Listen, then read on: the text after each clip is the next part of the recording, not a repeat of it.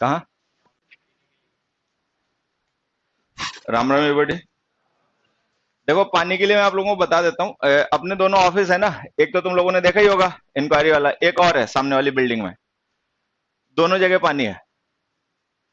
अब तुम लोग जनरली आते भी उधर से ही होगे, ठीक है? किधर से?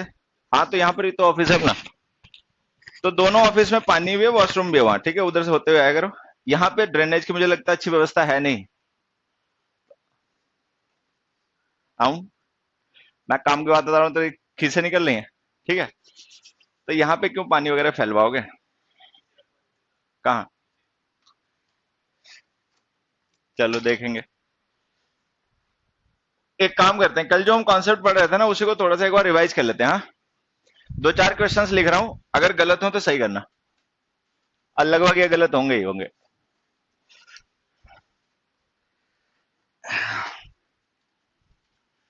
वी हैव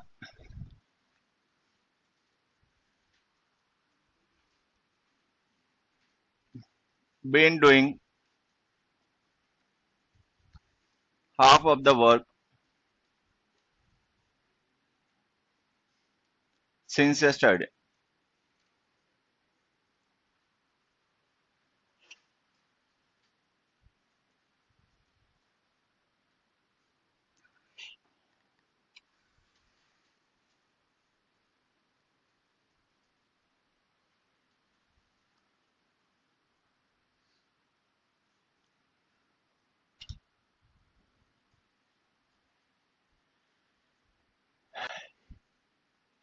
ही हैज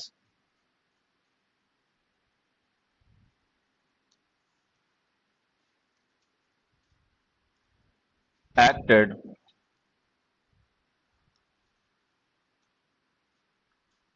एक minute, he has written poems since school days।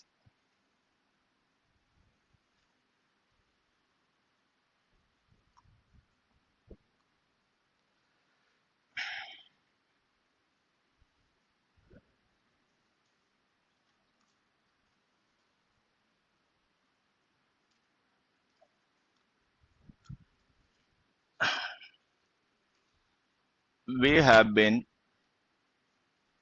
having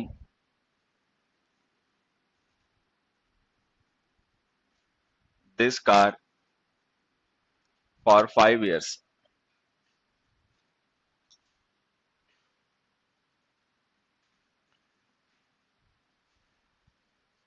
six, एक क्या हो गया? Fourth,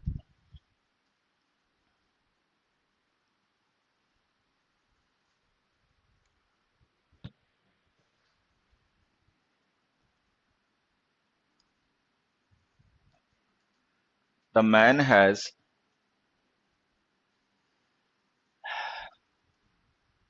solve,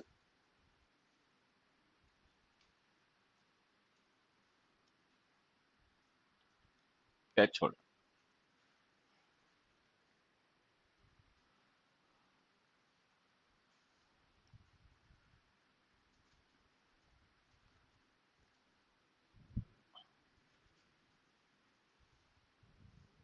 the man is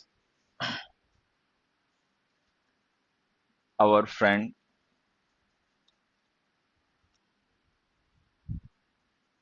for 2 years।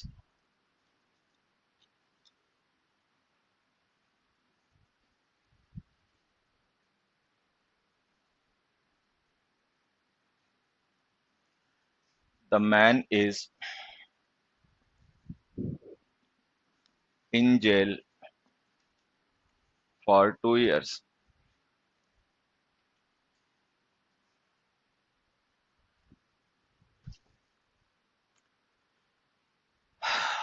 देखो, ये कुछ क्वेश्चंस समझ में आए, इनमें क्या सही क्या गलत है तो अपने आप सही करो। ये सारे वही कॉन्सेप्ट हैं जो कल हमने डिस्कस किए थे। एक और चलो लिख देता हूँ।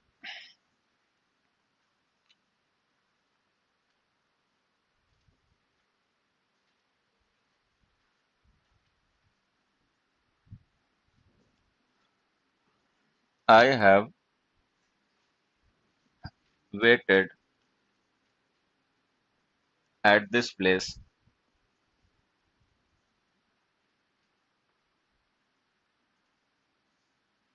Since morning. अब देखो, कार्ड भूल गया था। हाँ,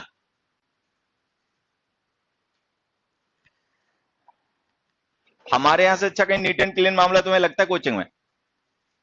सीधी हाँ ना होती है, पढ़ना है आ जाओ, नहीं पढ़ना है घर जाओ। ठीक है, ना हम तुमसे कोई बार्गेनिंग करें, ना तुम हमसे कोई बार्गेनिंग करो, और इसके बावजूद अगर नहीं निभा पाओ तो देखो कितनी मुश्किल बात है। हमारे यहाँ से कोई फोन भी नहीं आता होगा किसी के पास कि आ जाओ यार तुम आए थे डेमो लेने, चलो एक काम करो 500 कम दो, आ जाओ। ठीक है, ऐसा भी कोई नाटक नहीं, सीधे हाँ ना, पढ़ना है आओ, नहीं पढ़ना है घर जाओ। ठीक, और उसके बावजूद बच्चा नाटक करता है तो बड़ा गुस्सा आता है। जब हम तुम्हें कोई ऐसे लेवरेज नहीं देते, आओ पढ़ो लिखो। देखो जिंदगी में पता नहीं कब समझोगे तुम, कब नहीं समझोगे। जो काम होता है ना, मतलब मेरा अपना मानना ये है कि अगर हम कोई काम करना चाह रहे हैं और उसके हमने 2,000 रुपए खर्च किए और वो काम हमारा हो गया तो वर्थ है। अच्छा, हमने किसी काम को करने के लिए 2,000 नहीं, हमने 1,500 रुपए खर्च किया और काम नहीं हुआ, तो ये बेकार चले गए, वेस्टेज है। तो ये हमारा फोकस होना चाहिए, हमारा फोकस होना चाहिए कि हमारा समय, हमारा पैसा, इसका सही यूटिलाइजेशन हो, ये वेस्ट ना जाए। ठीक है, मैं बार बार कहता रहता हूं इन चीजों को बचाओ मत, इनको सही तरीके से यूज करो। लोग पता नहीं बात नहीं समझते। बेसिक चीज जो है ना वो ये है कि जिस गोल के लिए हम आए हैं ना, that goal shouldn't be compromised. जिस काम के लिए मुखर्जी नगर आए हैं, जिस काम के लिए हम यहाँ पे पढ़े हैं, उसके साथ कॉम्प्रोमाइज ना हो। बाकी अगर एक दो चीजों के साथ कॉम्प्रोमाइज हो रहा है तो होने दो। एक दो मुसीबत उठानी पड़ रही है, परेशानी उठानी पड़ रही है, फिजिकल, मेंटली, इकोनॉमिकल, मतलब किसी भी तरीके की, तो वो एक बार बर्दाश्त कर लो। Goal should not be compromise. लेकिन चूंकि ये उम्र भी इतनी समझदारी की होती नहीं, मैच्योरिटी इतनी होती नहीं बच्चों में, ठीक है, तो वो क्या करते हैं, बाकी चीजों के साथ कॉम्प्रोमाइज करने के बजाय गोल के साथ कॉम्प्रोमाइज कर लेते हैं। काम भले ही ना हो लेकिन बाकी चीजें हो जाएं। अब फिर इतनी इमेच्योरिटी है तब कैसे करोगे काम? ये चलो चलो, ये 6 क्वेश्चन हैं, जल्दी से बताइए सही है गलत। सबसे पहला बताओ सही है गलत, 1 मिनट। सही गलत बताने से पहले मैं एक चीज और पूछूंगा, बेटा कल क्लास में था तू? हाँ, कल क्लास में हमने क्या पढ़ा था परफेक्ट और परफेक्ट कॉन्टिन्यूअस को लेकर, वो जल्दी से बता दो। कल कुछ भी ऐसा तुमने जो क्लास में पढ़ा और तुम्हें अभी भी याद हो वो बता दो बस।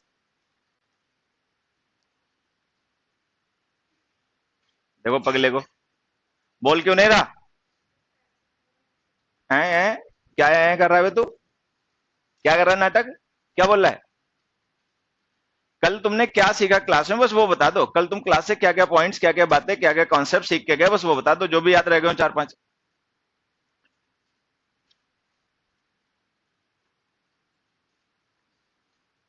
अब इतने बदतमीज होते हैं देखो। पड़ोसी जगह, कल क्लास से क्या क्या सीख के गए वो बता दो, जो भी याद रह गया वो बता दो। ये क्वेश्चन मैं तुमसे पूछूं इसके बजाय तुम अपने से पूछा करो। जैसे आज पढ़ के जा रहे हो तो कल सुबह पूछना अपने से कि हम कल क्लास में जब गए थे वहां से हम सीख के क्या है, क्या हम नई बातें जानकर आए, क्या हम नए कॉन्सेप्ट सीख के आए, क्या हम नए क्वेश्चन सीख के आए, ये अपने से पूछो। अपने से पूछोगे ना तो अपने आप हमेशा लाइन पे रहोगे। हम बस फॉर्मेलिटीज ही करते रहते हैं, नोट्स बनाते रहते हैं, क्लास अटेंड करते रहते हैं, और ये चेक ही नहीं करते कि हम कर क्या रहे हैं, बढ़ कहाँ रहे हैं। बताओ। हाँ, सबसे पहली बात तो हमने ये सीखी, टाइम डिसाइड द टेंस। और क्या सीखा?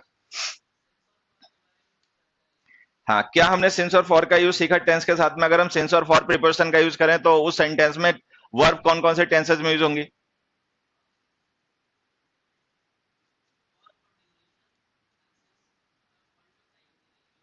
हाँ, फॉर प्रीपोजिशन ड्यूरेशन के लिए यूज होती है, सिंस पॉइंट ऑफ टाइम के लिए यूज होता है। खैर ठीक है, लेकिन मैंने पूछा कुछ और है। मैंने ये पूछा कि अगर हम किसी सेंटेंस में ड्यूरेशन ऑफ टाइम या पॉइंट ऑफ टाइम लिखें तो उस सेंटेंस में जो वर्ब है वो कौन कौन से टेंसेज में यूज की जा सकती है? इंडेफिनिट कब यूज की जा सकती है? जब पॉइंट ऑफ टाइम लिखा हो या ड्यूरेशन ऑफ टाइम लिखा हो या कोई भी लिखा हो।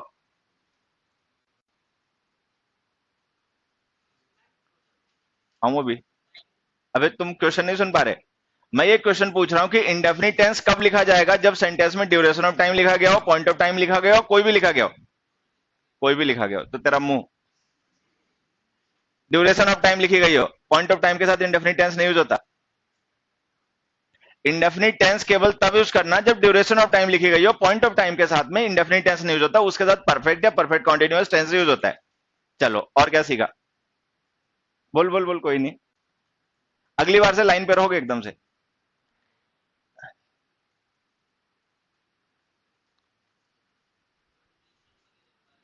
हाँ हाँ हाँ, क्या चर्चा की थी वही बता दो, चर्चा क्या थी? ये पूर्विया है। डिस्ट्रिक्ट बताओ अपना। डिस्ट्रिक्ट। हाँ, भोजपुर। आरा, आरा से हो? अच्छा, मैं सोचा था इधर से हो, ईस्टर्न यूपी से। और क्या चर्चा की थी बताओ। बिहार वाले लोग कैसे भी रहे, लेकिन एक चीज है, इनकी भाषा में एक मिठास है उधर वाली साइड में। एक उधर बारात थी, मैं उसमें गया था। ठीक है। तो सीतामढ़ी है ना डिस्ट्रिक्ट, सीतामढ़ी। ठीक है। तो वहां पे जिस पर्सन के घर में वो शादी वादी थी, तो काम करने वाले नहीं होते, सफाई वफाई करने वाले जिन लोगों का काम रहता है, तो उन लोगों को बाद में खाना खिलाया जाता था, मेहमानों के खाने के बाद में।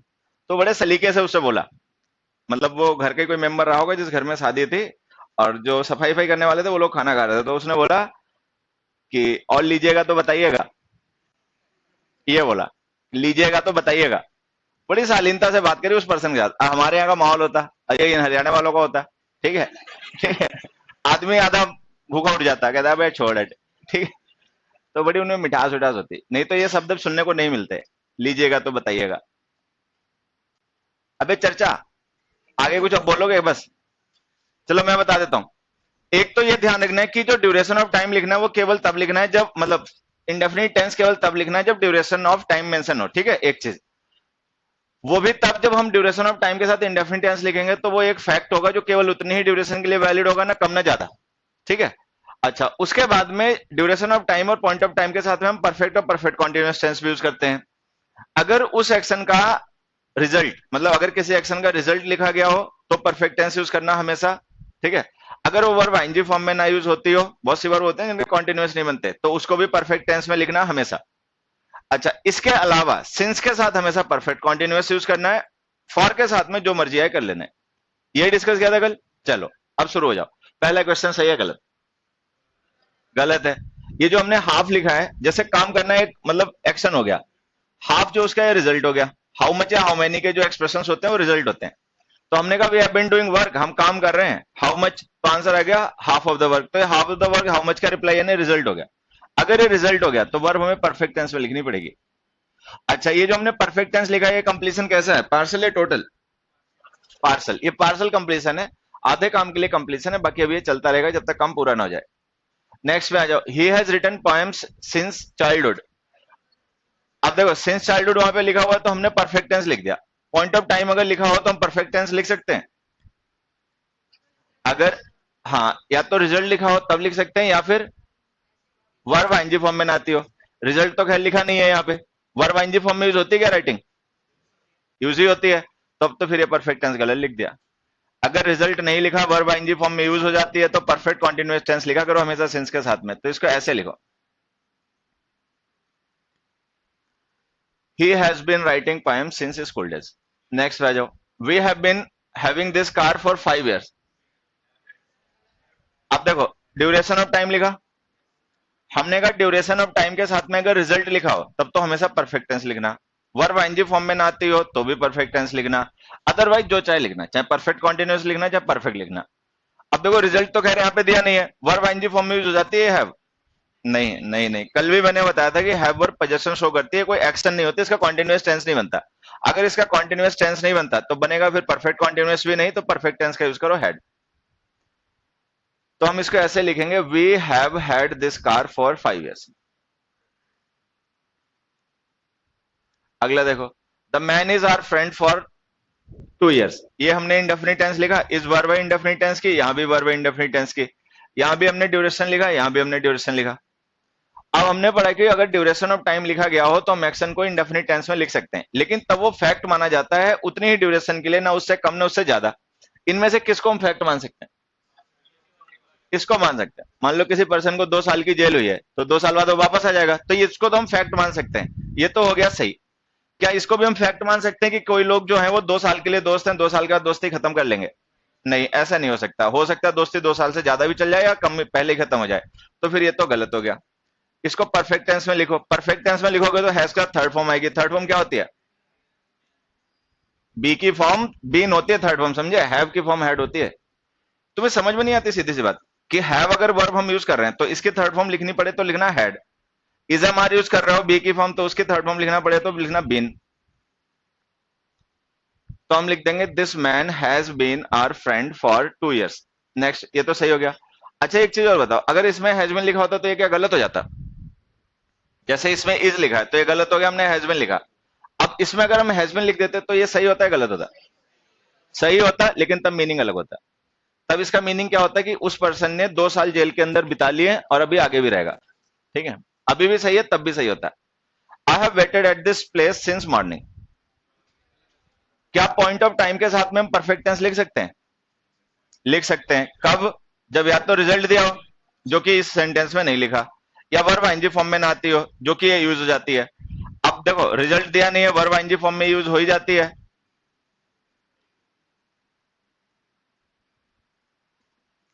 तो हमने इसको बीन वेटिंग लिख दिया। लेकिन एक चीज समझ लेना, मान लो यही सेंटेंस लिखा होता है I have waited at this place for 2 hours। अभी जैसा सिंस मॉर्निंग हमने लिखा वो पॉइंट था। अब हम अगर ड्यूरेशन लिख देते उसी सेंटेंस में फॉर 2 hours तो गलत होता? तो सही होता। अब ये परफेक्ट टेंस यहाँ पे किसका कंप्लीशन शो कर रहा है?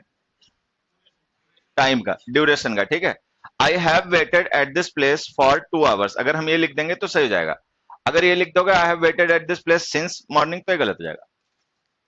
तो खैर ये सारे कॉन्सेप्ट थे जो कल हमने डिस्कस किए थे। अब इन्हीं को थोड़ा सा और आगे बढ़ाते हैं।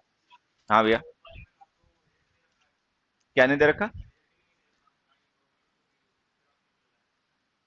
अरे बेटा ये वर्ब आईएनजी फॉर्म में नहीं आती, इसलिए जो वर्ब कॉन्टिन्यूअस टेंस में नहीं यूज होते उनको परफेक्ट टेंस में लिखा जाता है। उनका परफेक्ट टेंस इनकम्प्लीशन ही शो करता है। पढ़ा नहीं था कल? परफेक्ट टेंस इनकम्प्लीशन शो करता है, तो वो परफेक्ट टेंस ही इनकम्प्लीशन शो करेगा।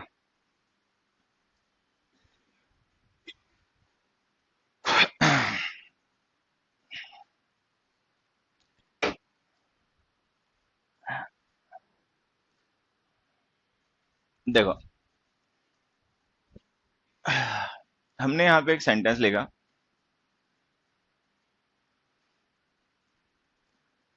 They have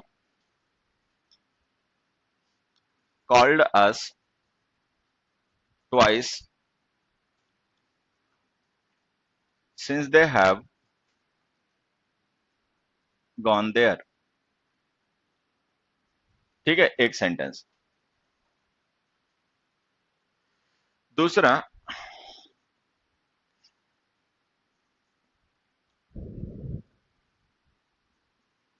he made no mistakes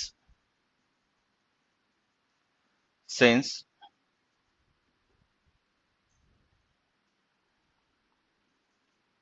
he has since he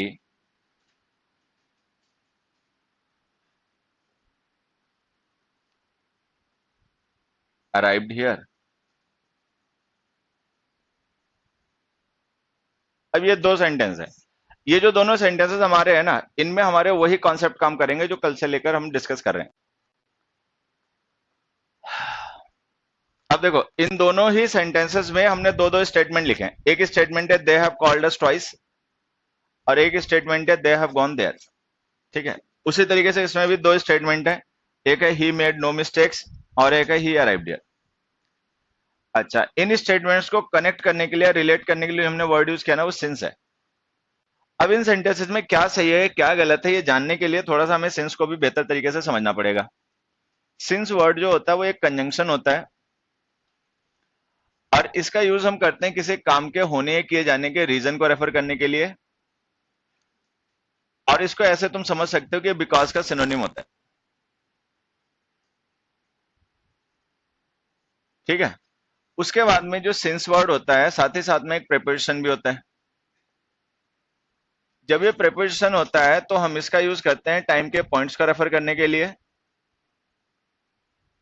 और तब हम ये मान सकते हैं कि इसका मतलब फ्रॉम होता है।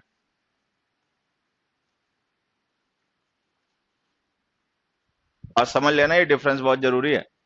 इस डिफरेंस को सीखना, जानना, समझना बहुत जरूरी है कि सिंस वर्ड कंजंक्शन भी होता है, प्रेपोजिशन भी होता है। जब ये कंजंक्शन होता है तो इसका यूज हम करते हैं किसी काम के होने या किए जाने के रीजन को रेफर करने के लिए, और इसका मतलब वहां पे बिकॉज होता है। लेकिन हम सिंस का यूज टाइम के पॉइंट्स को रेफर करने के लिए करते हैं। ठीक है, जब हम इसे टाइम के पॉइंट्स को रेफर करने के लिए यूज करते हैं तब ये प्रेपोजिशन होता है, इसका मतलब फ्रॉम होता है। जैसे हमने लिखा सिंस मंडे, सिंस 9 AM, तो ये प्रिपरेशन हो गया। अब इन दोनों सेंटेंसेस में जो हमने सिंस लिखा है ना, इसको कंजंक्शन तो हम खैर कह ही सकते हैं बाय डिफॉल्ट, क्योंकि ये दो स्टेटमेंट को कनेक्ट कर रहा है। लेकिन अगर हम इसको डिफरेंशिएट करें on the basis of function, कि ये टाइम के पॉइंट को रेफर करने के लिए है या रीजन को रेफर करने के लिए, देखो तो एक बार, जो फर्स्ट सेंटेंस हमने सिंस लिखा है, उसके बाद में लिखा गया स्टेटमेंट किस चीज को रेफर कर रहा है, रीजन को या टाइम के पॉइंट को, ऐसे समझना। जैसे हमने लिखा they have called us twice, उन्होंने हमें 2 बार कॉल किया, ठीक है। दे हैव गॉन देयर, वहां चले गए, तो उनका जाना 2 बार कॉल करने का रीजन है क्या? कोई पर्सन कहीं जाएगा तो 2 बार कॉल करेगा? ऐसा तो नहीं होगा। तो हम उनके जाने को वहां क्या माने, अ पॉइंट इन टाइम। तो इस सिंस को हम प्रिपरेशन मान के ट्रीट करेंगे, मतलब हम इसको ट्रीट करेंगे प्रिपरेशन मान के, क्योंकि इसका यूज टाइम के पॉइंट को रेफर करने के लिए हो रहा है, ना कि रीजन को। यहां आ जाओ, हमने लिखा ही मेड नो मिस्टेक्स, उसने कोई गलतियां नहीं की। सिंस ही अराइव्ड हियर, वो यहां आ गया, तो क्या यहां आ गया इसलिए गलतियां नहीं कर रहा है? मतलब हम उसके यहां आने को क्या माने, reason of not making mistakes या पॉइंट इन टाइम? रीजन तो खैर नहीं होगा, ऐसा तो नहीं कोई पर्सन यहां जाएगा तो गलतियां नहीं करेगा, जो गलतियां करता है वो कहीं भी करता रहेगा, ठीक है। तो इसको भी हम प्रिपरेशन ही मानेंगे, और हम ये मान के चलेंगे ये साथ में लिखा गया स्टेटमेंट जो टाइम का पॉइंट है। अब यहाँ पे एक छोटी सी चीज जो परेशान करती है किसी को भी या कर सकती है, वो ये है कि हमने पढ़ा कि जब सिंस प्रिपरेशन होती है तो इसके साथ लिखे गए टाइम के पॉइंट्स जो होते हैं वो घड़ी या कैलेंडर के पॉइंट होते हैं। घड़ी या कैलेंडर का मतलब जैसे 2 o'clock, 5:15 AM PM, ठीक है, संडे, मंडे, कोई डेट, कोई जुलाई, ठीक है, डेट हो गया, कोई मंथ हो गया, ईयर हो गया, इस तरीके से होते हैं। लेकिन हम देख रहे हैं यहाँ पे तो हमने एक पूरे इवेंट को ही लिख दिया, तो एक चीज ध्यान देना, इवेंट्स भी पॉइंट ऑफ टाइम हो सकते हैं।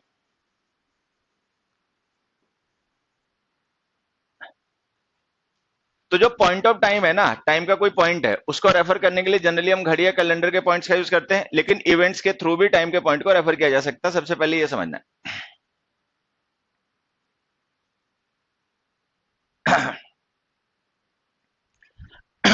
इसको देखो मैं ऐसे समझाता हूँ। मान लो कोई जगह थी वहां पे जहां पे खेती बाड़ी नहीं हो पाती थी, ठीक है, इरिगेशन का प्रॉपर वहां पे फैसिलिटीज नहीं थी, फिर वहां पे नहर बना दी गई। जब से वहां पे नहर चालू हो गई तब से वहां पर खेती बाड़ी अच्छी होने लग गई और विकास हो गया, डेवलपमेंट हो गया। अब हमें ये नहीं पता कि वो नहर कब से चालू हुई, मतलब वो डेट, मंथ, डे, ईयर क्या था, वो किसी को पता नहीं रहा। अब हम उस पॉइंट को कैसे रेफर करें?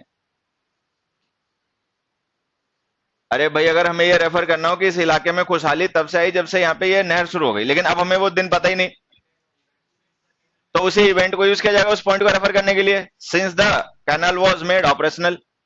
तो हम क्या करेंगे, उस इवेंट को ही पॉइंट ऑफ टाइम मान के ट्रीट करेंगे, क्योंकि एग्जैक्ट में तो हमें पता ही नहीं, प्रिसाइजली घड़ी और कैलेंडर पे तो उस पॉइंट का किसी को भी नहीं पता। इसी तरीके से जैसे मुझे ये कहना कि मैं जब से मुखर्जी नगर आया मैंने यहाँ पे मतलब बहुत बच्चों को पढ़ाया। अब मान लो मुझे एग्जैक्टली नहीं पता मैं किस दिन आया था, मैं उसको घड़ी पे या कैलेंडर पे पॉइंट नहीं कर सकता मैं किस दिन आया था। अब मैं कैसे बताऊं उस टाइम को, क्योंकि उस टाइम को घड़ी या कैलेंडर पे तो पॉइंट किया नहीं जा सकता, वो मेरी याद में ही नहीं है। अब मैं कैसे रेफर करूं उस टाइम को अगर मुझे रेफर करना हो? सिंस आई केम हियर, जब से मैं यहां आ गया। Events could be reference two point, बस ये ध्यान देना है, जो इवेंट्स है ना उनके थ्रू टाइम को, टाइम के थ्रू इवेंट्स को रेफर किया जा सकता है, ठीक है। तो घटनाएं जो होती हैं उनको भी हम पॉइंट ऑफ टाइम के तरीके से ट्रीट कर सकते हैं। एक एग्जांपल से समझना, जैसे हमने यहाँ पे एक सेंटेंस लिखा, we have developed a lot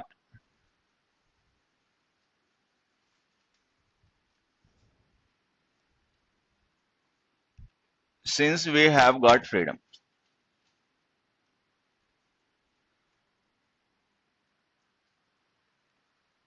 अब जैसे हमने ये लिखा कि हम बहुत डेवलप हो गए जब से आजादी मिली तब से।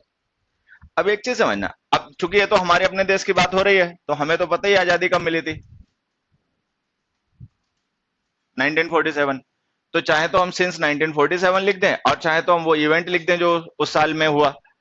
तो या तो हम सिंस के साथ में वो पर्टिकुलर पॉइंट लिख दें क्योंकि हमारे देश की बात हो रही है और हमें पता है आजादी कब मिली। लेकिन मान लो अगर हम किसी ऐसे देश के बारे में बात कर रहे हो जिसका हमें ये ना पता हो कि आजादी उन्हें कौन से साल में मिली थी, लेकिन ये पता हो कि उसके काम के बाद में ही सारे चेंजेस शुरू हुए, तो हम कैसे रेफर करेंगे? एक्शन यूज करेंगे या पॉइंट?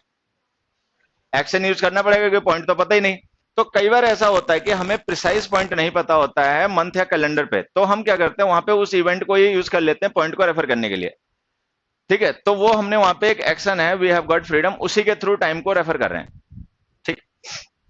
अब होता क्या है कि जब हम सिंस का यूज करते हैं टाइम के किसी पॉइंट को रेफर करने के लिए, तो वहां पे उसका बड़ा एक पेकुलियर बिहेवियर होता है, खास बिहेवियर होता है। क्या खास होता है वो यहां से समझना। हाँ बेटा, हाँ कंजंक्शन भी हो सकता है, लेकिन मान लो हम टाइम उसको मान रहे हैं 1947 का सब्स्टिट्यूट मान रहे हैं। ठीक है, बी ऑप्शन देखो। बी ऑप्शन में हमने लिखा it will have been raining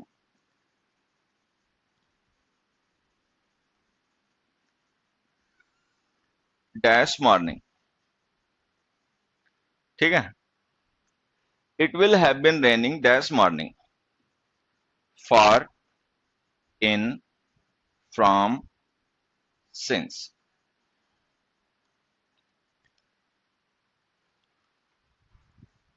Faridabad ले ले ले सुमित ले ले।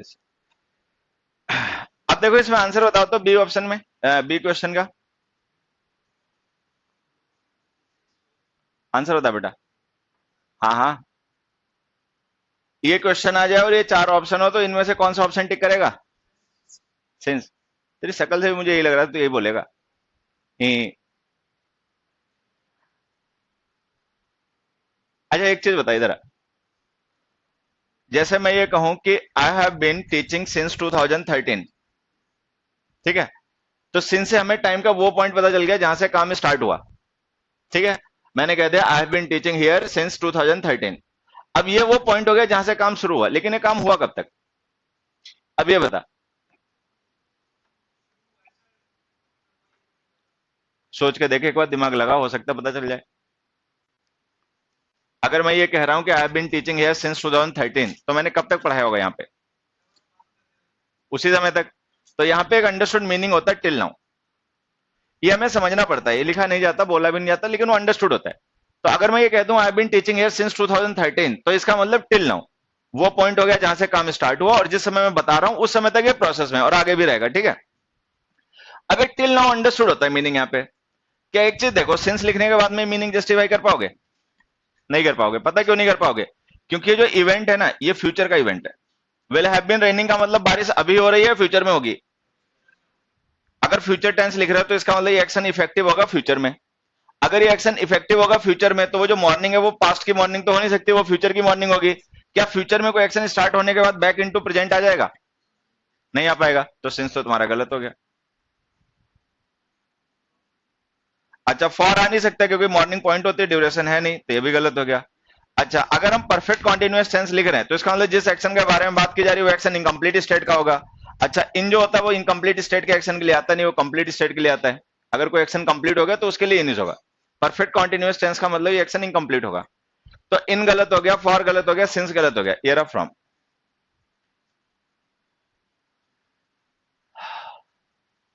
अब यहां से हमें दो चीजें समझनी है। एक तो ये समझना है कि फ्यूचर के पॉइंट्स को रेफर करने के लिए सिंस नहीं फ्रॉम का यूज किया करो।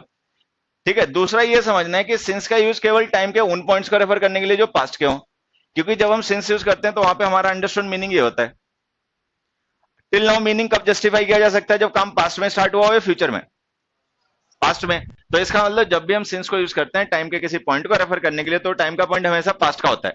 अगर हम किसी एक्शन को यूज करें उस टाइम का पॉइंट को रेफर करने के लिए, तो वो भी पास्ट का ही होगा। फिर हमने पढ़ा जो एक्शन पास्ट के होते हैं उनके लिए टेंस कौन सा यूज होता है? हद है भाई, हद है, फिर तो बहुत बड़े वाले हो तुम लोग। देखो मैं एक बार फिर से बता देता हूं, जिस तरीके से बता रहा हूं उसी तरीके से सुनना और उसी तरीके से समझना है। सिंस जब भी हम यूज करते हैं तो वहां पे अंडरस्टूड मीनिंग होता है till now. Till now meaning understood तभी हो सकता है जब एक्शन स्टार्ट हुआ हो पास्ट में। तो इसका मतलब सिंस के साथ लिखे गए टाइम हमेशा पास्ट के होते हैं। ठीक है, अगर हम किसी एक्शन के थ्रू टाइम के उस पॉइंट को रेफर करें तो वो एक्शन भी पास्ट का होगा। जो एक्शन पास्ट के होते हैं उनके लिए टेंस कौन सा यूज किया जाता है? Past indefinite. Past indefinite. तो इसका मतलब सिंस के साथ अगर हम किसी एक्शन को पॉइंट ऑफ टाइम बना के लिखेंगे तो कौन से टेंस में? पास्ट इंडेफिनिट में। ये रहा पास्ट इंडेफिनिट। तो हमें इसको ऐसे लिखना पड़ेगा, सिंस वी गॉट फ्रीडम। अब वैसे ही देख लो 1947 पास्ट का पॉइंट है, तो जिस सेक्शन को हम रेफर कर रहे हैं वो 1947 की जगह पे यूज हो रहा है। 97 पास्ट है, 47 सॉरी। तो 1947 पास्ट का पॉइंट है, तो उसके लिए जो एक्शन यूज करोगे पास्ट में आएगा। अब अगर वो बात वहां पे समझ में आ गई तो फिर यहां भी समझ में आ जानी चाहिए।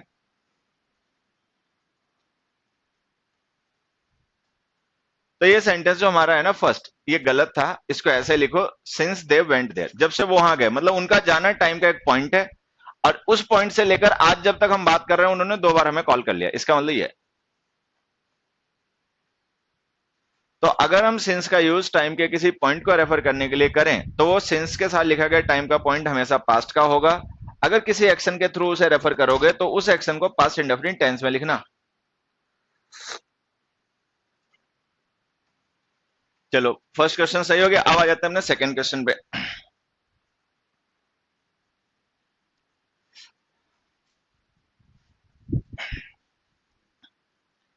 सेकंड क्वेश्चन के लिए एक एग्जांपल जरा और देख लेते हैं। He ate nothing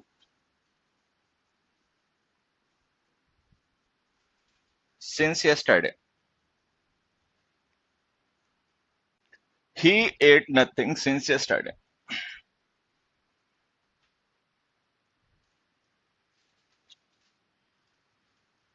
He ate nothing since yesterday.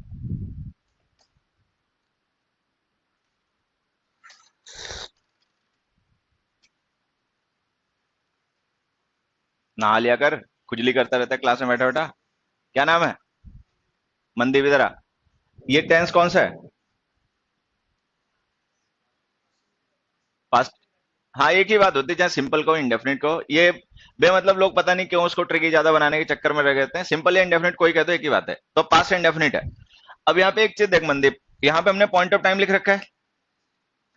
अगर हम किसी एक्शन के साथ में पॉइंट ऑफ टाइम लिख दें तो उस एक्शन को कौन कौन से टेंसेज में लिखा जा सकता है? परफेक्ट और परफेक्ट कॉन्टिन्यूअस में। इंडेफिनिट तो गलत हो ही जाना है। चलो तो ये तो गलत है जो हमने लिख रखा है। अब हमें इसे सही करके लिखना है परफेक्ट टेंस में या परफेक्ट कॉन्टिन्यूअस में। सिंस के साथ में परफेक्ट कॉन्टिन्यूअस टेंस कब लिखते हैं? हाँ, जब रिजल्ट नहीं दिया गया हो तभी लिखते हैं। यहां तो खैर रिजल्ट दिया गया है, नथिंग। नथिंग जो है हाउ मच का रिप्लाई है, तो रिजल्ट दिया गया। अगर रिजल्ट दिया गया तो हम परफेक्ट टेंस लिखें, परफेक्ट कॉन्टिन्यूअस लिखें, परफेक्ट लिखें। तो कुल मिला के हमने इतना पता कर लिया कि टेंस हमें लिखना है परफेक्ट का। बस ये और पता कर लें कि पास्ट का परफेक्ट है प्रेजेंट का परफेक्ट। बता मनदीप, इस सेंटेंस में अगर तुम्हें परफेक्ट टेंस लिखना हो तो तुम प्रेजेंट का परफेक्ट टेंस लिखोगे पास्ट का? प्रेजेंट का क्यों?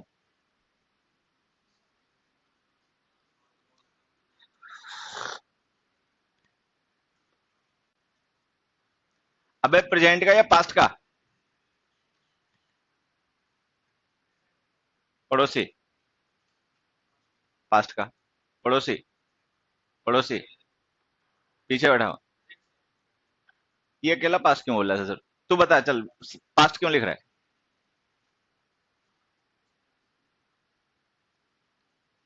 अबे बोलेगा। तूने बोला पास्ट, तो फिर तेरे से पूछूंगा। भांग सिखाए बैठे होते हैं, पूछो किसी से। आजा तू ही आजा आजा। आजा आजा, ज्यादा एक्साइटेड हो रहा है। बता कौन सा टेंस लिखे, पास्ट का परफेक्ट या प्रेजेंट का परफेक्ट? यहां देखो एक चीज समझना, अगर हम यस्टरडे लिख रहे हैं तो यस्टरडे का मतलब हो गया, एक मिनट, आज कितनी तारीख है? 31st। आज है 31st, उससे पहले 30, उससे पहले 29 और फिर फर्स्ट। ठीक है, अब ये डेट्स हैं, ये है टुडे, ठीक है, ये है पास्ट, ये मतलब ये टुडे का मतलब प्रेजेंट है, ये पास्ट है, और ये है पास्ट ऑफ पास्ट। अब हम कह रहे हैं कि समथिंग स्टार्टेड यस्टरडे, यस्टरडे का मतलब दिस डे, यहां पे कुछ स्टार्ट हुआ, जो पास्ट में स्टार्ट होगा एक्शन, उसका इफेक्ट कैरी होकर प्रेजेंट में आएगा, बैक इनटू पास्ट जाएगा? बैक तो कुछ भी जा ही नहीं सकता, ठीक है, तो ये रहे। तो इसका मतलब अगर कोई एक्शन पास्ट के किसी पॉइंट पे स्टार्ट होगा तो वो कंटिन्यू करेगा टुवर्ड्स प्रेजेंट, तो उसका इफेक्ट कैरी हो क्या, प्रेजेंट में, पास्ट में बैक तो जाएगा नहीं। अगर बैक इनटू पास्ट चला जाए तो हम पास्ट परफेक्ट टेंस लिखें, क्योंकि जो पास्ट परफेक्ट टेंस होता है ना वो पास्ट ऑफ पास्ट होता है, लेकिन हमें पता है कोई भी काम स्टार्ट होने के बाद में बैक नहीं जाता, हमेशा फॉरवर्ड जाता है। ठीक है, अब पास्ट का फॉरवर्ड होता है प्रेजेंट, तो इसका मतलब हम यहाँ पे जो परफेक्ट टेंस लिखेंगे वो प्रेजेंट का होगा, हैज ईटन। और तुम में से जो भी यस्टरडे वो देखकर यहाँ पे पास्ट परफेक्ट लिख रहे थे वो समझ लें, ये यस्टरडे पहली बात तो पास्ट है, पॉइंट पास्ट का है। दूसरी बात, वो स्टार्टिंग पॉइंट है, जो एक्शन वहां से स्टार्ट होगा वो कैरी होकर प्रेजेंट में आएगा। तो he has eaten nothing since yesterday. अब जब ये बात समझ में आ गई होगी तो क्या ये वाली बात भी समझ में आ गई? क्या ये समझ में आ गया कि हमने मेड को हैज मेड क्यों लिखा? वो सिंस के साथ लिखा गया टाइम का पॉइंट है पास्ट का। अगर हम किसी भी एक्शन के साथ में पॉइंट ऑफ टाइम लिख देंगे तो वो एक्शन परफेक्ट या परफेक्ट कॉन्टिन्यूअस टेंस में लिखा जाएगा। ये जो हमने मेड लिखा था पास्ट इंडेफिनिट था, ठीक है। अब हम यहाँ पे नो रिजल्ट लिख रहे हैं, अगर रिजल्ट लिखा हुआ तो परफेक्ट कॉन्टिन्यूअस लिखेंगे नहीं, तो इसीलिए हमने प्रेजेंट परफेक्ट टेंस बना दिया। तो इन दोनों एग्जाम्पल से जो हमने सीखा देखो वो ये है, if an action is used as a point of time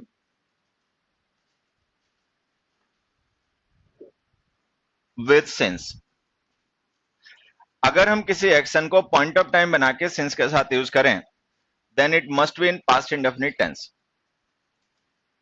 तो वो पास्ट इंडेफिनिट टेंस में ही लिखना हमेशा, क्योंकि सिंस के साथ लिखे गए टाइम के पॉइंट्स जो होते हैं वो हमेशा पास्ट के होते हैं। Then it must be in past indefinite tense and the other action, other का मतलब वो दूसरा एक्शन जिसके लिए हम ये पॉइंट ऑफ टाइम बना के लिख रहे हैं, and the other action must be in present perfect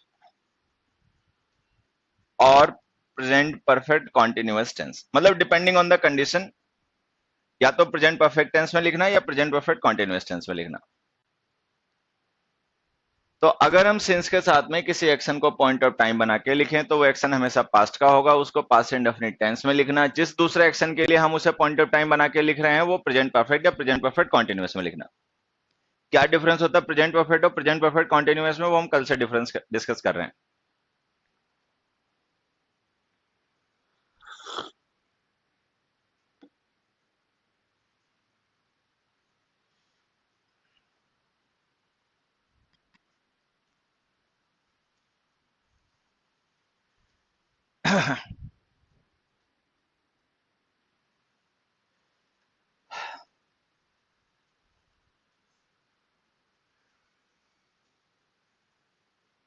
कहाँ डेमो? देखो, हाँ डेमो नहीं है, काम हो गया। 3 बजे की क्लास है, 4 बजे आ रहे हो तो।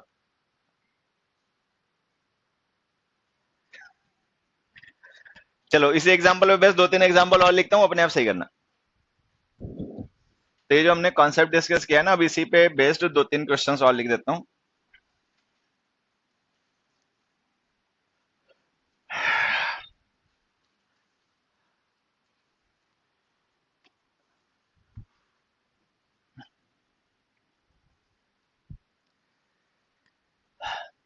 he has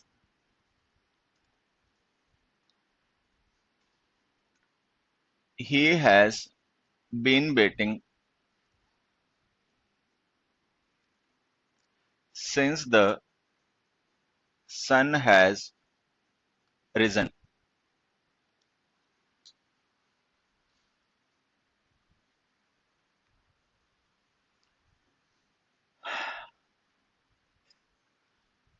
They received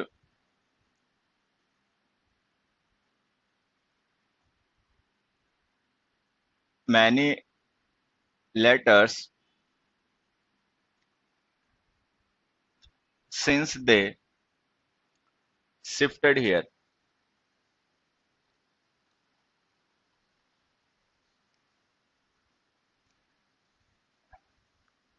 It has rained heavily since I woke up.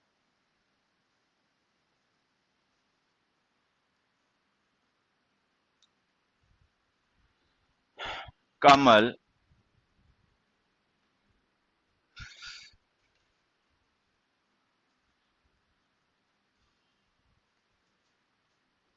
Kamal got late to office since he was stuck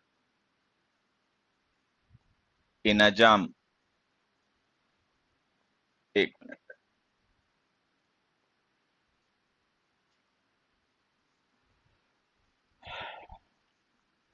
since this company has been set up, since this company has been set up, it has produced 2 million cars.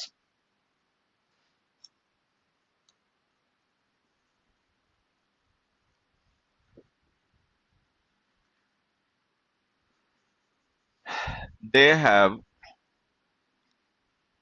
given him the prize since he has answered all the questions correctly.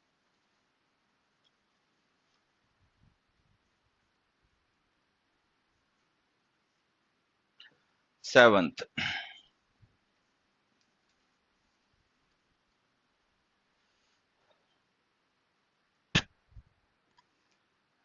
since we met first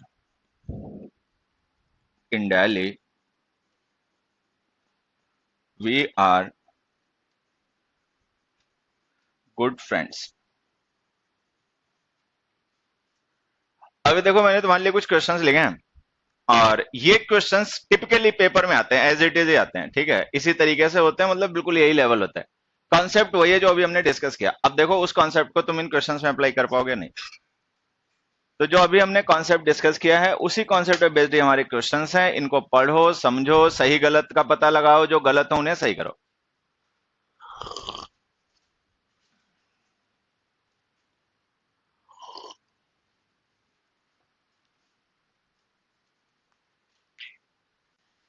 हे राम,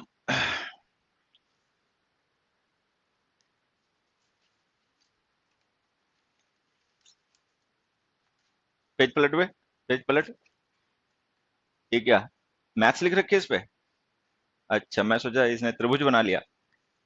ठीक है, कोई नहीं, बढ़िया। हाँ, maths भी इसी में लिखी है? अच्छा, कौन सी पहली क्लास है? आज इंग्लिश की पहली क्लास है? समझ में आ रहा है? आ रहा है ना? नहीं आ रहा होगा बहुत मारूंगा। एक बच्चे को मैंने कल बहुत मारा था।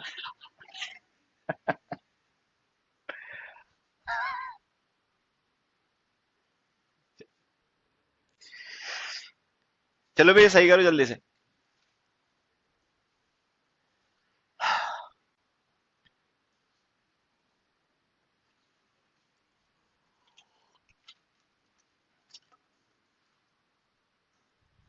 देखो एक चीज बता देता हूँ, सही गलत में जुटने से पहले एक बार ये पता करना कि इन सेंटेंसेस में सिंस का यूज हुआ क्यों है। वो बेसिक चीज है, अगर उसे नहीं पहचान पाओगे तो गलतियां होंगी, कहीं ना कहीं तो होंगी जाके। तो सबसे पहले ये पता करना कि इन सेंटेंसेस में सिंस को यूज करने की वजह क्या है। टू रेफर टू रीजन, किसी चीज के रीजन को रेफर करना है इसलिए यूज कर रहे हैं, या टाइम के पॉइंट को रेफर करना है इसलिए यूज कर रहे हैं, क्योंकि सिंस जो होता है वो कंजंक्शन प्रिपोजिशन दोनों ही होता है। तो सबसे पहला काम होना चाहिए ये आइडेंटिफाई करना कि what is the purpose to use since, since को यूज करने का पर्पस क्या है। सबसे पहला सेंटेंस देखो, हमने लिखा ही हैज बीन वेटिंग, वो वहां पे इंतजार कर रहा है, सन राइज कर गया, मतलब ठीक है। तो सन का राइज करना क्या रीजन है उसके इंतजार करने का? सन राइज कर गया इसलिए इंतजार कर रहा है? नहीं। तो सन के राइज करने को हम क्या माने, रीजन या पॉइंट इन टाइम? अगर उसे पॉइंट इन टाइम मानोगे तो सिंस को क्या मानना पड़ेगा? नेक्स्ट में आ जाओ। दे रिसीव्ड मैनी लेटर्स, उन्होंने बहुत से लेटर्स रिसीव किए। दे शिफ्टेड हियर, तो शिफ्ट हो जाने की वजह से उन्होंने लेटर रिसीव किए? नहीं। अगर ऐसा नहीं है तो हम शिफ्ट होने को क्या माने, लेटर रिसीव करने का रीजन या टाइम का कोई पॉइंट? टाइम का पॉइंट, तो प्रिपरेशन हो गया।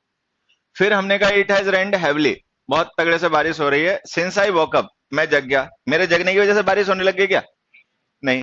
तो मेरा जगना बारिश होने का रीजन है? नहीं। क्या है? A point in time, preposition. Kamal got late to office, Kamal office पहुंचने में देर हो गई उसे। ही वॉज स्टक इन अ जाम, वो जाम में फंस गया। जाम में फंस जाना पॉइंट इन टाइम या रीजन लेट पहुंचने का? रीजन, तो ये कंजंक्शन। तो जाम में फंस जाना जो है वो टाइम का पॉइंट नहीं है, जाम में फंस जाना जो है वो लेट पहुंचने का रीजन है। तो हम सिंस को वहां पे कंजंक्शन ट्रीट करेंगे, ना कि प्रीपोजिशन। नेक्स्ट में आ जाओ। Since this company has been set up it has produced 2 million cars. अब कोई कंपनी है, उसने 20 लाख कार्स बना दी, ठीक है, उसको सेटअप किया गया। सेटअप किया जाना 20 लाख कार बना देने का रीजन या पॉइंट का टाइम? टाइम का पॉइंट यार, टाइम का पॉइंट है, ठीक है, पॉइंट का टाइम कहां से आएगा? तो ये जो है ना टाइम का पॉइंट है, तो ये प्रीपोजिशन हो गया। फिर हमने लिखा they have given him the prize, उन्होंने प्राइज उसे दे दिया। He has answered all the questions correctly, उसने सारे क्वेश्चन सही आंसर दिए। तो सही आंसर देना सारे क्वेश्चंस का जो है वो प्राइज पाने का रीजन है या टाइम का पॉइंट? रीजन, तो कंजंक्शन हो गया। फिर हमने लिखा since we met first in Delhi, since we met first in Delhi we are good friends, हम अच्छे दोस्त हैं जब से हम दिल्ली में मिले। तो दिल्ली में मिलने की वजह से हम अच्छे दोस्त हैं। दिल्ली में मिलना अच्छे दोस्त होने का रीजन है या टाइम का पॉइंट? चलो अब अपने आप सही करो। अब अगर ये बातें समझ में आ गई हैं तो अब सही करना शुरू करो। अब चांसेस हैं ज्यादा आंसर सही होंगे, अब गलतियां शायद नहीं होनी चाहिए।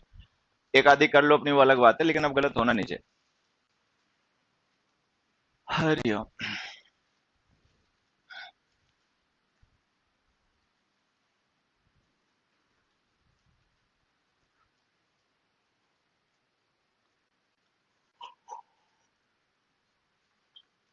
फर्स्ट सेंटेंस में क्या किया? सेकेंड फॉर्म लिखो पास्ट इंडेफिनिट टेंस बनाने के लिए रोज। अगर हम सिंस का यूज एज अ प्रीपोजिशन करेंगे तो उसके साथ लिखा गया टाइम का पॉइंट कहां का होगा? पास्ट का। अगर उस टाइम के पॉइंट को रेफर करने के लिए हम एक्शन को यूज करेंगे तो वो भी पास्ट का होगा। पास्ट के एक्शंस को कौन से टेंस में लिखकर यूज किया जाता है? पास्ट इंडेफिनिट कैसे बनेगा? हैज रीजन लिखने से या रोज लिखने से? बस इतने आसान। नेक्स्ट में आ जाओ। They received many letters since they shifted here, अब उनका वहां पे शिफ्ट करना टाइम का पॉइंट हो गया, और वो टाइम का पॉइंट है पास्ट का। अगर पास्ट के पॉइंट से कोई एक्शन स्टार्ट हो तो उसका इफेक्ट कैरी होकर प्रेजेंट में आएगा, पास्ट में? प्रेजेंट में आएगा। तो हमें यहाँ पे प्रेजेंट परफेक्ट या प्रेजेंट परफेक्ट कॉन्टिन्यूअस लिखना चाहिए। मैंने यहाँ पे रिजल्ट लिखा हुआ है, तो हम परफेक्ट कॉन्टिन्यूअस ना लिख के क्या लिखें? Perfect tense. तो हमें इसको ऐसे लिखना पड़ेगा, they have received many letters since they shifted here. Next में आ जाओ।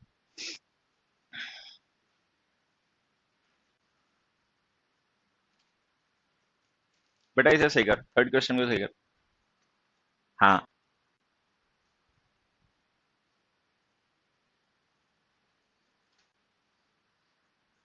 जीभ क्या निकाल रहा है? सांप है क्या? है? आंसर बता इसका। हाँ, क्या बोल रहे हो? प्रेजेंट परफेक्ट कॉन्टिन्यूअस, ये कह रहा है? अच्छा, क्यों? अगर वहां पे हमने सिंस के साथ पास्ट इंडेफिनिट लिखा तो यहाँ पे प्रेजेंट परफेक्ट आना चाहिए, प्रेजेंट परफेक्ट कॉन्टिन्यूअस? कॉन्टिन्यूअस क्यों? परफेक्ट कॉन्टिन्यूअस क्यों आना चाहिए? तुम्हें कैसे पता? तुम वहां खड़े हो क्या जहां बारिश हो रही है? तुम्हें कैसे पता कि वहां पे बारिश हो रही है? तुम वहीं खड़े हो क्या? फिर एक चीज देखो, मैं तुम लोगों को समझाता हूँ। हालांकि आंसर इसका सही है, लेकिन मैं चाहता हूँ इसको आंसर के साथ साथ में लॉजिक भी पता होना चाहिए। क्योंकि मतलब मेरा अपना यही मानना है कि क्वेश्चन आंसर हमें नहीं सीखने चाहिए, क्वेश्चन आंसर को छोड़ के जो चीजें होती है वो सीखनी चाहिए। क्वेश्चन आंसर तो बुक्स में ही रहते हैं, उन्हें क्यों सीखोगे? वो तो याद करने की चीज है। जो क्वेश्चन जो है और आंसर है उसको छोड़ के जो बचता है ना, हमें वो सीखना चाहिए। तो लॉजिक करेक्ट होना चाहिए, आंसर भले ही गलत हो जाए। जब लॉजिक करेक्ट होगा तो आंसर गलत होगा नहीं। आंसर सही हो, लॉजिक गलत हो जाए, ऐसे बहुत चांसेस होते हैं कि हमारा आंसर सही है लेकिन हमारा लॉजिक गलत चला गया। लेकिन अगर लॉजिक सही होगा तो आंसर कभी भी गलत नहीं होगा। मतलब वो लर्निंग फुल प्रूफ होती है, उसमें गलतियां नहीं होती। आंसर सही होने से लॉजिक का सही होना नहीं होता, लेकिन लॉजिक के सही होने से आंसर हमेशा सही होता है। देखो, सबसे पहली बात तो एक कि ये जो हम अपने आप मान लेते हैं ना चीजों को कि अभी भी बारिश हो रही होगी, ये हो रहा होगा, वो तब तक मत माना करो जब तक वहां पे कोई लॉजिक ना दे रखा हो, कोई रेफरेंस ना दे रखा हो। ये जो हम इंग्लिश पढ़ रहे हैं ना, ये सिलेबस होता है objective general English. Objective, objective का मतलब जैसा है वैसे देखो, सब्जेक्टिव नहीं कि हमने मान लिया बारिश हो रही होगी। हमारे मानने से तो फिर हम सीख ही नहीं पाएंगे। हमारे मानने से तो हर एक चीज अच्छी मानते जाओ, उसमें खराब कुछ मानो ही मत। ठीक है, तो देखो पता है इसमें क्या है। अभी हमने पढ़ा कि किसी भी एक्शन के साथ में पॉइंट ऑफ टाइम लिखा होगा तो हम परफेक्ट टेंस तभी लिखेंगे जब या तो रिजल्ट दिया हो या वर्ब आईएनजी फॉर्म में ना आती हो। रिजल्ट दिया नहीं है, वर्ब आईएनजी फॉर्म में यूज हो जाती है, तो परफेक्ट टेंस गलत है, परफेक्ट कॉन्टिन्यूअस लिखो। तो इसकी वजह ही है, समझे? बारिश हो रही होगी वहां पे, बताओ। अब मान लो अगर हम हैवली की जगह 5 mm लिख दें जो कल लिखा था, it has rained 5 mm since I walk up, सही हो जाएगा। तो वो ध्यान रखो, छोटी सी बात है। अगले में आ जाओ। हाँ मच होगा तब भी, और क्या, मच भी रिजल्ट ही होता है। अब एक चीज देखना है, ये जो दो एग्जांपल्स है ना जिनमें सिंस को हमने एज ए कंजंक्शन यूज किया है, इनमें मैंने जानबूझ के कोई गलती की नहीं है, वो सही है, ठीक है। तो उनको लेकर अगर कोई डाउट हो तो अपना बनाए रखना, जब टेंस खत्म होगा तो अपने आप क्लियर हो जाएगा। बाकी ये दोनों सेंटेंस बिल्कुल सही है, उनमें कोई एरर है नहीं। फिफ्थ और सेवन देखो, since this company has been setup. अब सिंस ये प्रीपोजिशन है, अगर ये सिंस प्रीपोजिशन है तो इसका मतलब ये लिखा गया टाइम का पॉइंट है। ये टाइम का पॉइंट क्या होगा, पास्ट। सिंस के साथ पास्ट का ही टाइम आता है। अगर ये पास्ट होगा तब तो इसको ऐसे लिखना पड़ेगा, was, तो हमें लिखना पड़ेगा since this company was setup it has produce 2 million cars. तो कंपनी का सेटअप किया जाना पास्ट का इवेंट है, तो उसके लिए हम पास्ट इंडेफिनिट टेंस का यूज कर लेंगे। सेवंथ पे आ जाओ, since we met first in Delhi we are good friends. अब ये जो आर हमने लिखा है, ये वर्ब है या हेल्पिंग वर्ब? हाँ वर्ब है। कौन सी फॉर्म की वर्ब है? फर्स्ट फॉर्म की वर्ब का मतलब कौन सा टेंस होता है? Indefinite tense point of time के साथ यूज हो सकता है? नहीं हो सकता। अभी यही पढ़ा ना। तुम में से कोई स्लो प्रोसेसर वाले हैं, 512 MB रैम वाले, ये सुधर जाओ। अब 12 GB की रैम आ गई है। देखा नहीं वो उसका एमआई का फोन आया नया, किसका है? ओप्पो का। अरे अभी तो उसकी फ्लैश सेल चल रही थी, वो फ्लैश सेल चल रही थी किसकी, वो कम ओप्पो का है ना, वो 12 GB रैम का। ओप्पो का, वीवो का? वीवो का है शायद। 12 GB रैम वाले अब आ गए प्रोसेसर। अब तुम अभी 512 MB पे लटके पड़े हो, समझे? पीछे रह जाओगे। खोपड़ी तेज यूज क्या करो। हैं? क्या बोल रहे? We are being good friend. तेरा भी प्रोसेसर 512 ही है, समझा? मैंने कहा खोपड़ी यूज करो, इसने देखो यूज कर ली तुरंत ही। खोपड़ी यूज करने को लेके एक चुटकुला है, सुना देता हूँ तुम लोगों को। एक आदमी था, ठीक है, उसका पूरा सर फटा हुआ था, पट्टी अट्टी बांध रखी थी, मार खूनम खून सब ऐसे हो गया। तो उसका कोई दोस्त उसको मिला, उसने कहा भाई क्या कर लिया, कहाँ ये सर पटक मारा, ठीक है, कैसे फोड़ लिया? तो कह रहा भाई क्या बताऊं, एक बुड्ढा था उसने मौज ली। तो उसने कहा उसके चक्कर में मेरा सर फूट गया। उसने कहा बुड्ढे के चक्कर में कैसे फूट गया? उसने कहा मैं बैठा था और चप्पल से पत्थर तोड़ रहा था, ठीक है। और वो बुड्ढा उधर से निकला, उसने कहा भाई कभी तो खोपड़ी यूज कर लिया कर, ठीक है। और उसने पटक दी खोपड़ी पत्थर पे। उसने सोचा बुजुर्ग आदमी है, इसको एक्सपीरियंस है, ये सही बात बता रहा है, चप्पल से पत्थर टूटेगा नहीं, हो सकता खोपड़ी से टूट जाए। तो खोपड़ी पटक ली, तोड़ ली अपनी खोपड़ी, ठीक है। और कह रहा है उस बुड्ढे के चक्कर में मेरी खोपड़ी फूट गई। अबे तेरे अपने कर्मों से फूट गई, उसने कहा क्या, तूने सुना क्या? सही है, मैंने कहा खोपड़ी यूज करो, उसने यूज ही कर ली तुरंत ही। देखो पता है क्या, ये इंडेफिनिट टेंस है, ये तो है गलत। हम या तो परफेक्ट लिखे हैं, परफेक्ट कॉन्टिन्यूअस लिखे हैं। अच्छा, ये जो आर होती है ना, हमने कल भी बताया कि बी की फॉर्म्स स्टेट डिस्क्राइब करती हैं, वो एक्टिविटी नहीं होती, उनका कॉन्टिन्यूअस टेंस नहीं बनता। I am happy. अब देखो ये जो हमने एम लिखा ना, वर्ब है, और ये ना डूइंग है ना हैपनिंग है, मतलब ये कोई एक्शन नहीं है, स्टेट डिस्क्राइब करने के लिए लिखी गई वर्ब है। हैप्पी होना मेरी स्टेट है, ये कोई एक्टिविटी नहीं है। तो ऐसी वर्ब्स जो एक्टिविटी नहीं होती हैं उनके कॉन्टिन्यूअस टेंस नहीं बनते। तो आर जो है बी की फॉर्म में, इसका कॉन्टिन्यूअस टेंस बनेगा नहीं, जिसका कॉन्टिन्यूअस नहीं बनता उसका परफेक्ट कॉन्टिन्यूअस नहीं बनता। ऐसी वर्ब्स को हमें परफेक्ट टेंस में लिखना पड़ता है।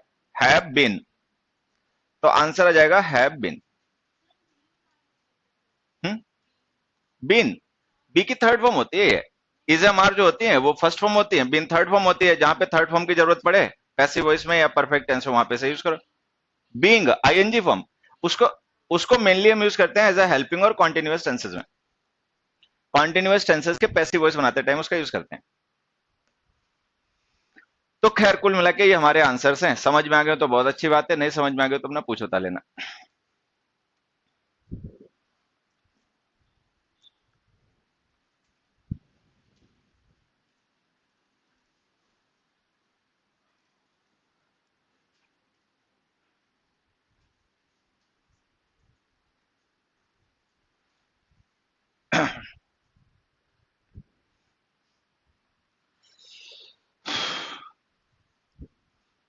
अगले क्वेश्चन देखो।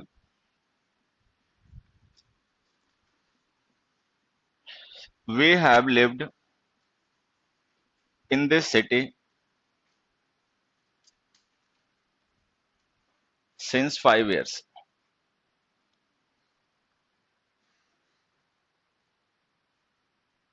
या एक काम करना, इसको छोड़ दो। ये असल में छोटा कॉन्सेप्ट है और ऐसा बीच में लटक जाएगा, ना पूरा होगा ना दूसरे को पूरा होने देगा, तो इसको हम अगली क्लास में पढ़ेंगे। ये सेंटेंस देखो, they have helped him, they have always helped him.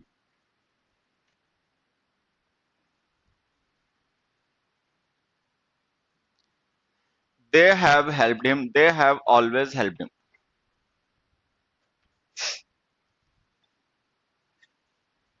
कौन सा सही, फर्स्ट या second? They have helped him सही है लिखना है, या दे हैव ऑलवेज हेल्प्ड हिम लिखना सही है? हाँ, दोनों सही है क्या ये? चलो फिर दोनों ही सही है। अबे दूसरा सही क्यों है बेटा, ये बता। पहला तो मुझे भी पता सही क्यों है, दूसरा सही क्यों है? आऊं भी ट्रांसलेशन पे आ गया अपनी पे। हाँ, मैं जब कहता हूं ट्रांसलेशन मीनिंग नहीं क्या करो।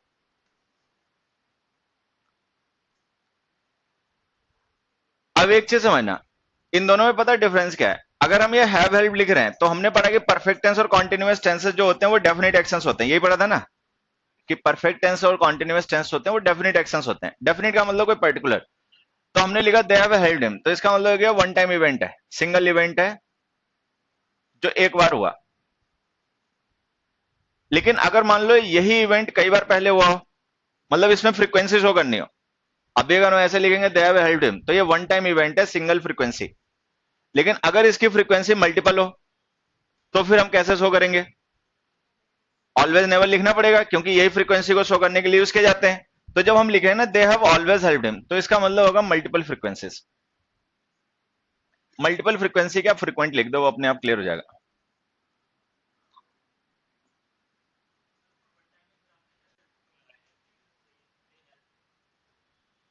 गधा ही है क्या? पास्ट के एक्शन प्रेजेंट से रिलेटेड होंगे तो प्रेजेंट परफेक्ट में तो लिखेगा। अब देखो यहाँ पे समझना एक चीज, ये दोनों ही सही है, दोनों का डिफरेंस समझना है। जब इन दोनों का डिफरेंस समझ में आ जाएगा ना, तो हम कुछ क्वेश्चन डिस्कस करेंगे जो हमारे पेपर में आते हैं इस कॉन्सेप्ट पे बेस्ड। जब हम प्रेजेंट परफेक्ट टेंस लिखते हैं, ठीक है, तो वो प्रेजेंट परफेक्ट टेंस कोई एक ऐसा एक्शन होता है जो रिसेंट पास्ट में कंप्लीट हुआ होता है। हमने पढ़ा कि जो प्रेजेंट परफेक्ट टेंस में लिखे गए एक्शंस होते हैं वो कभी भी प्रेजेंट के हो नहीं सकते, क्योंकि अगर वो प्रेजेंट के होंगे तो उनका कंप्लीशन होगा फ्यूचर में। अगर किसी भी एक्शन को प्रेजेंट परफेक्ट टेंस में लिखा जाता है तो वो एक्शन हमेशा ही पास्ट का होता है, क्योंकि वो प्रेजेंट से रिलेटेड होता है किसी न किसी तरीके से, प्रेजेंट में उसका कोई इफेक्ट होता है या प्रेजेंट में वो रेलिवेंट होता है, तो हम उसको प्रेजेंट परफेक्ट टेंस में लिख देते हैं। बाकी वो होता हमेशा पास्ट का ही है। तो अगर पास्ट का कोई ऐसा एक्शन हो जो सिंगल फ्रीक्वेंसी का हो, जिसकी फ्रीक्वेंसी एक ही हो, तब तो हम उसको ऐसे लिख देंगे दे हैव हेल्ड हिम। अगर मान लो उस एक्शन की पास्ट में मल्टीपल फ्रीक्वेंसीज हो, वो कई बार पास्ट में हुआ हो, तो वो फ्रीक्वेंसीज हो करने के लिए हमें ऑलवेज नेवर लिखने पड़ेंगे। तो जब हम ऑलवेज नेवर लिख देते हैं तब इसका मतलब ये माना जाता है कि एक्शन केवल रिसेंट पास्ट का ना होकर लॉन्ग बैक पास्ट का है। ठीक है, तो किसी एक्शन को लॉन्ग बैक पास्ट से रिलेट करने के लिए, उसके मल्टीपल फ्रीक्वेंसी शो करने के लिए हम ऑलवेज नेवर के साथ लिखते हैं। तो ये दोनों ही सही है, इनके मीनिंग अलग अलग हैं। ठीक है, कोई पर्सन है हमारे पास मदद मांगने के लिए आया, हमने उसकी मदद कर दी, then we have held him. लेकिन अगर उस पर्सन ने पहले भी हमसे 10 बार मदद मांगी और हर बार हमने उसकी मदद की, then we have always held him. So always का मतलब multiple frequencies into long back into past, past में भी बहुत बार ये काम पहले हुआ। तो ये दोनों ही सही है, मीनिंग अलग अलग है। अब इन पे बेस्ड किस तरीके के क्वेश्चन हमें समझने हैं देखो, पहला क्वेश्चन तो खैर ही है, this is not the first time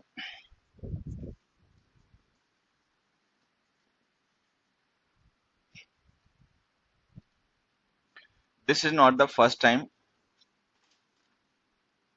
they have told a lie.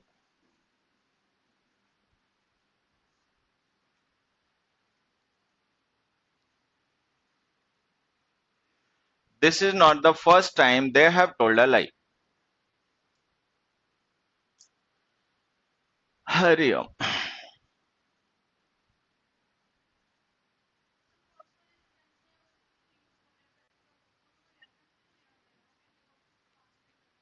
क्यों देना पड़ेगा रेफरेंस? नहीं नहीं नहीं, प्रेजेंट परफेक्ट टेंस लिखोगे, पास्ट का एक्शन प्रेजेंट से रिलेटेड है, उसके लिए रेफरेंस क्यों दोगे?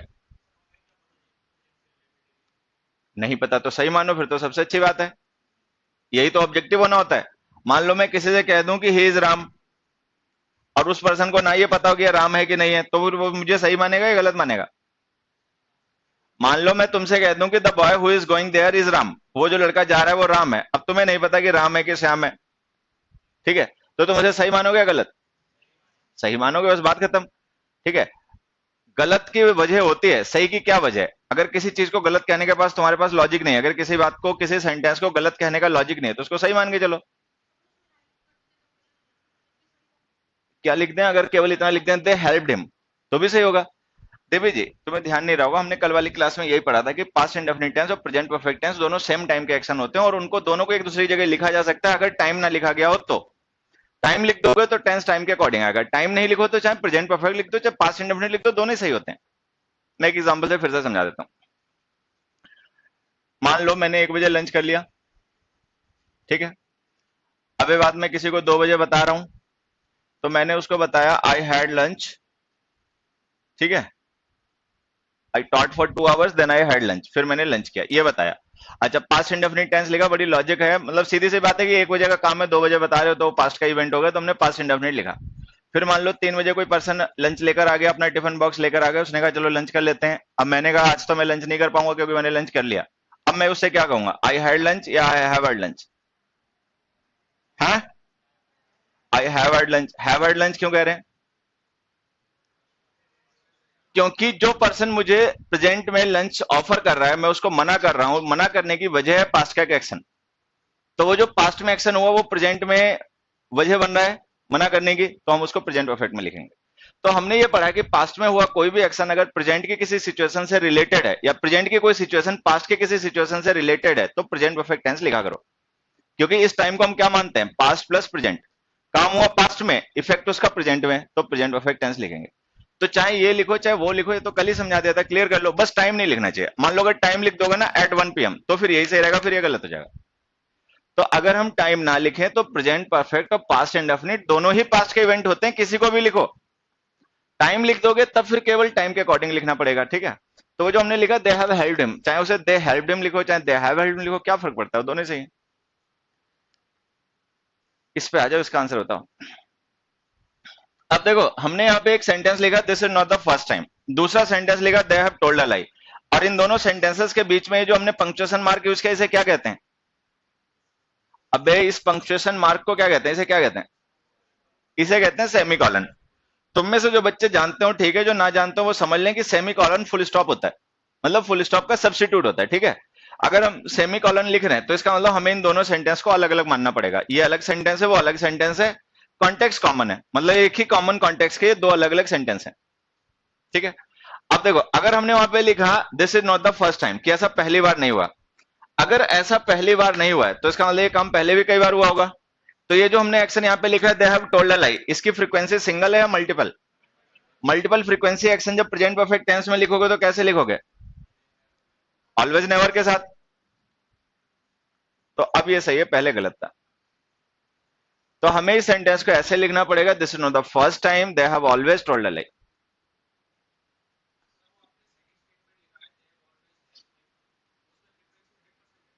और क्या, ऑलवेज फ्रीक्वेंसी ही शो करता है। अगर फर्स्ट टाइम नहीं है तो इसका मतलब पहले कोई ना और फ्रीक्वेंसी होंगी तो सही। 100% क्यों नहीं ले सकता? अच्छा, ऑलवेज क्यों लिखते हैं वो ठीक है, अलग बात है, ऑफन लिख दो। अगर तुम्हें लगता है फ्रीक्वेंसी लेस है तो ऑफन लिख दो। बात वो नहीं है कि इसमें कम है फ्रीक्वेंसी ज्यादा है, बात एक ही इसमें फ्रीक्वेंसी है, तो हमें कोई ऐसा वर्ड लिखना पड़ेगा जो फ्रीक्वेंसी शो करे। ऑलवेज को लेकर अगर मतलब नहीं जस्टिफाई कर पा रहे तो ऑफन लिख दो, they have often told a lie. अब फिर से एक बार समझ लेना, अगर हम यहाँ पे ये लिखते हैं this is not the first time, कि ऐसा पहली बार नहीं हुआ, तो इसका मतलब जो एक्शन हम यहाँ पे लिख रहे हैं ना वो सिंगल फ्रीक्वेंसी एक्शन नहीं है, उसकी मल्टीपल फ्रीक्वेंसीज हैं। अगर मल्टीपल फ्रीक्वेंसी शो करनी है तो प्रेजेंट परफेक्ट टेंस के साथ में ऑलवेज नेवर लिखा करो। ऑलवेज नेवर सेल्डम ऑफन ये फ्रीक्वेंसी शो करते हैं, और इनसे हमें पता चल जाता है कि एक्शन सिंगल इवेंट नहीं है, मल्टीपल इवेंट्स है। फिर एक और लिखता हूं sentence, this is not the first time that they have told a lie.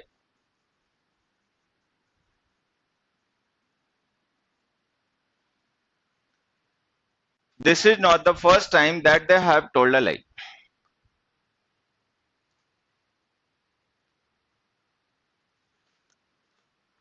अब देखो सेंटेंस वही है, बस हमने थोड़ा सा चेंज क्या कर दिया यहाँ पर कि जो सेमी कॉलन यूज किया था ना पंक्चुएशन मार्क, उसकी जगह कंजंक्शन दैट लिख दिया। अब कंजंक्शन लिखने की मतलब समझ लेना, कंजंक्शन लिखने का मतलब ये कि यहां से लेकर यहां तक एक ही सेंटेंस है, और ये एक ही सेंटेंस के दो पार्ट हैं। पंक्चुएशन भी बड़ी इंपॉर्टेंट होता है, मतलब पंक्चुएशन जो है, कॉमा है, सेमी कॉलन है, ये बहुत काम करते हैं, चीजें सही गलत करने में इनका भी हाथ होता है। तो अगर हम दैट कंजंक्शन लिख देंगे ना, तो ये दोनों सेंटेंस मिलके एक ही सेंटेंस बन गए, एक बिगर सेंटेंस बन गया, ठीक है। This is not the first time that they have told a lie. तो अगर ये दोनों एक ही सेंटेंस बन गए, तो अब हमें वहां पे ऑलवेज लिखने की जरूरत है नहीं, क्योंकि जो काम यहाँ पे हम ऑलवेज लिख के कर रहे थे ना, वो काम अब ये वाला पार्ट सेंटेंस का कर देगा। अगर हम ऐसे लिख देंगे ना, this is not the first time, तो हमें पता चल जाएगा कि वो एक्शन पहले भी कई बार हुआ, तो उसके लिए अब हमें ऑलवेज लिखने की जरूरत नहीं है, क्योंकि वो ऑलवेज वाला काम अब ये पार्ट सेंटेंस का करेगा।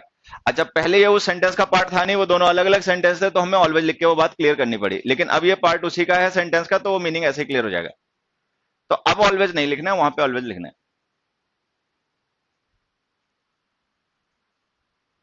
क्लियर हो गया? चलो बढ़िया। तो प्रेजेंट परफेक्ट टेंस में ऑलवेज नेवर का यूज क्या करो, तब जब हमें ये शो करना हो कि वो एक्शन पास्ट में बहुत बार हुआ और उसको लॉन्ग पास्ट से रिलेट करना है। अभी हम लोग एक दो एग्जांपल और भी डिस्कस करेंगे इसी टाइप के, लेकिन पहले इसे लिख लो। Use always, never, seldom, often, etcetera.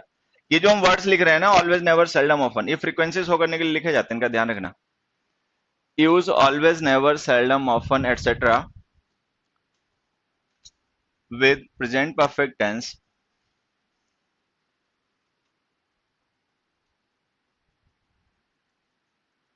to relate it to long back in past। हाँ बच्चे, मतलब टाइम दिया होगा तो नहीं, ऐसा कुछ नहीं है। वो बच्चे एक बात है, वो जो हमने शुरुआत में पढ़ा था ना कि ऑलवेज, नेवर, सेल्डम, ऑफन लिखा होगा तो हम इंडेफिनिट टेंस लिखेंगे, वो था ऐसा एक्शन जो हमेशा के लिए ट्रूथ है, फैक्ट है। लेकिन अब जब हम प्रेजेंट परफेक्ट टेंस लिखते हैं ना, तो ये एक्शन होता है पास्ट से प्रेजेंट का। देखो मैं समझा देता हूँ, तुम पहले से लिख लो, फिर मैं समझा देता हूँ। लिख लिया? लिख लिया, फिर मैं समझाता हूँ। अभी तो आगे कॉन्टिन्यूअस टेंस में भी ऑलवेज, नेवर यूज करेंगे, अभी चिंता नहीं करो।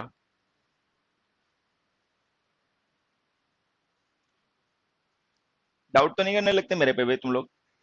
हाँ फिर ठीक है। देखो होता पता है क्या, जैसे हमने एक सेंटेंस लिखा, ही ऑलवेज टेल्स लाइज, ठीक है, और हम लिखते हैं he has always told a lie. अब ये दोनों ही सही है, ठीक है। तो हमने शुरुआत में पढ़ा कि जो प्रेजेंट इंडेफिनिट टेंस होते हैं उनमें ऑलवेज, नेवर का यूज करना पड़ता है। असल में ये जो हमने लिखा ना, ही ऑलवेज टेल्स अ लाई, ये इस पर्सन की हैबिट हो गई, इररेस्पेक्टिव ऑफ टाइम।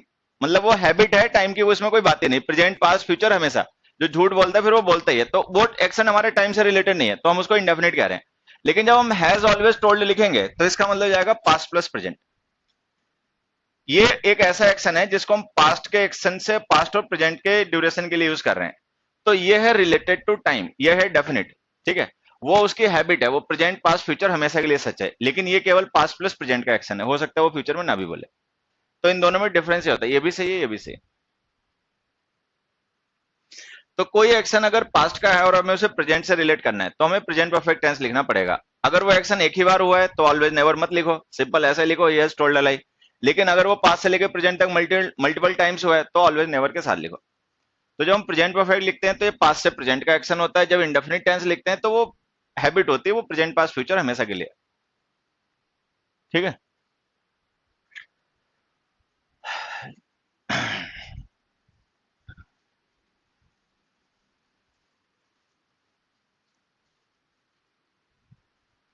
देखो, I can't help you as I have never visited Japan before.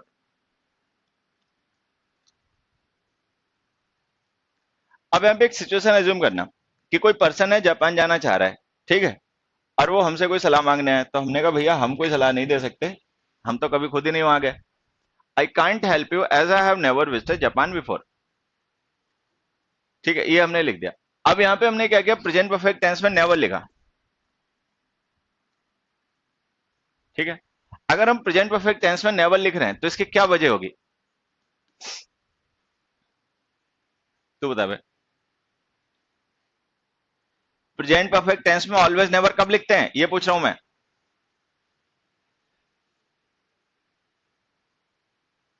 देखो भैरव बाबा को कुछ पता ही नहीं इन्हें।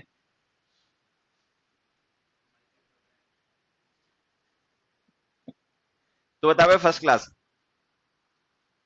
तेरी शक्ल से भी लग रहा था तू नहीं बता पाएगा। मुस्कुरा रहा है जैसे तीर मार दिया।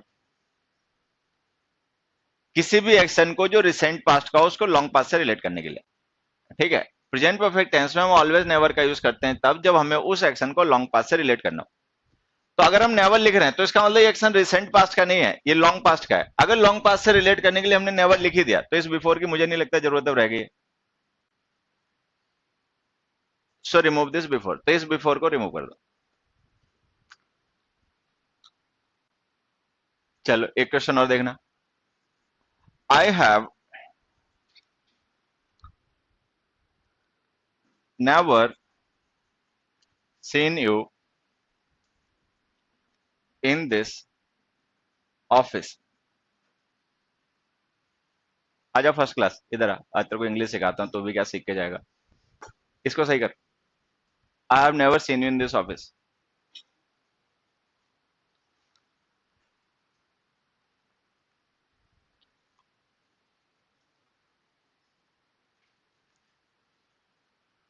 हे राम प्रभु।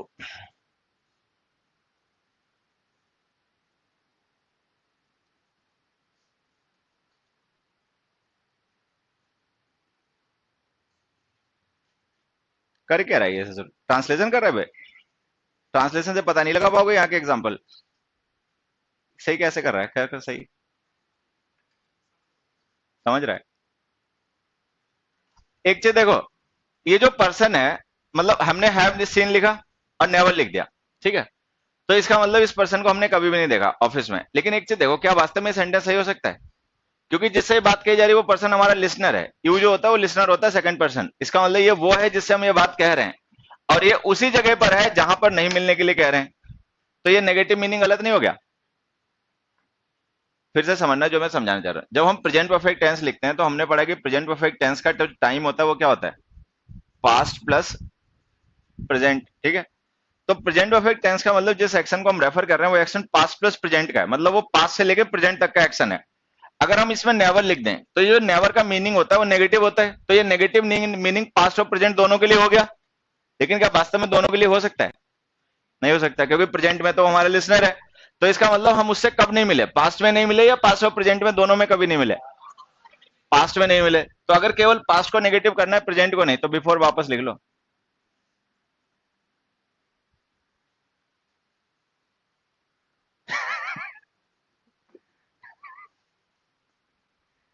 नहीं सही है, सही तरीका नहीं है पढ़ाने का, बहुत सही है। कभी नेवर के साथ बिफोर लिखो, कभी हटाओ, बस यही करते रहो यहाँ। ठीक है।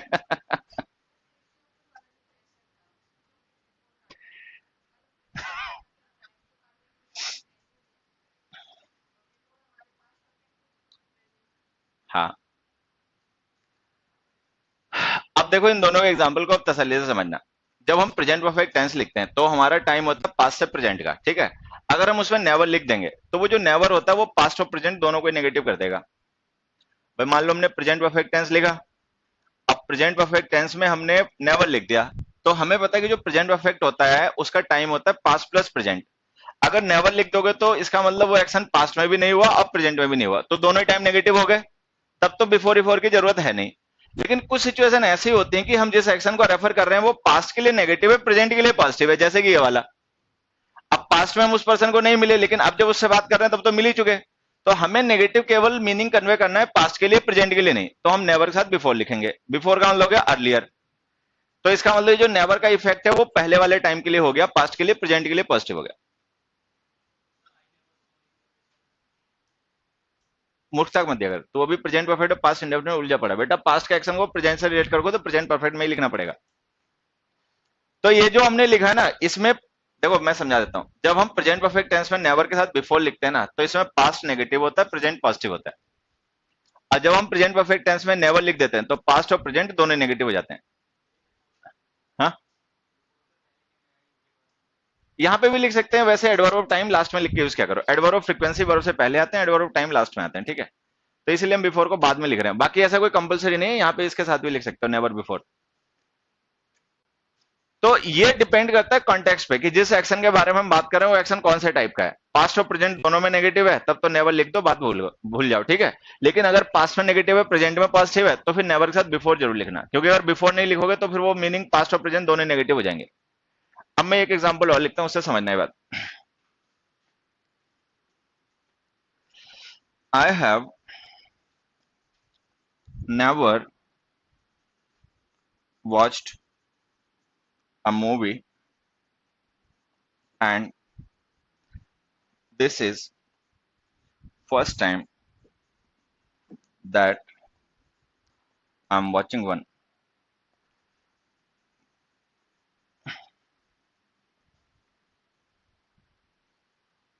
एक sentence, and this is the first time that I am watching one. दूसरा, I have never watched a movie before, but I shall watch one next week.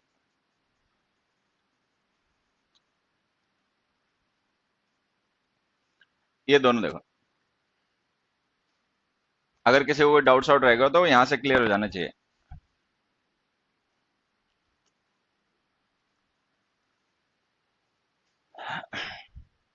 I have never watched a movie, I have never watched a movie before. अगर ये दोनों sentence केवल इतने ही लिखे हो जितने underline किए गए, बाकी ना लिखा हो, तो ये दोनों सही होंगे गलत होंगे। अगर ये सेंटेंसेस केवल इतने ही लिखे हो जितने अंडरलाइन किए गए और उसके बाद वाला पार्ट ना लिखा हो, तो इनमें से कौन सा सही कौन सा गलत? दोनों ही सही, ठीक है। आई have never watched a movie का मतलब क्या समझना चाहिए? पास्ट प्रेजेंट दोनों ही नेगेटिव। इसका मतलब जिस समय ये पर्सन बात कर रहा है उस समय तक इसने कोई मूवी नहीं देखी, ठीक है। चलो, आई have never watched a movie before का मतलब क्या मानना चाहिए? पास्ट में मूवी नहीं देखी लेकिन प्रेजेंट में देख रहा है, ये मानना पड़ेगा। चलो, तो खैर अगर हम वो आगे वाले कॉन्टेक्स्ट ना लिखें तो ये दोनों ही सही है। लेकिन अब ये जो कॉन्टेक्स्ट हमने यहाँ पे लिख दिया है, इसके हिसाब से कौन से वाला सही हुआ?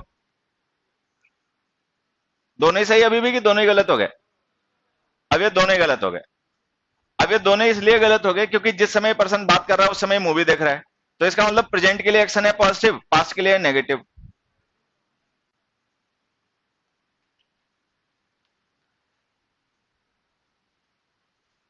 क्या हुआ बे? देखो मुस्कुरा रहा है मनी मन में, है?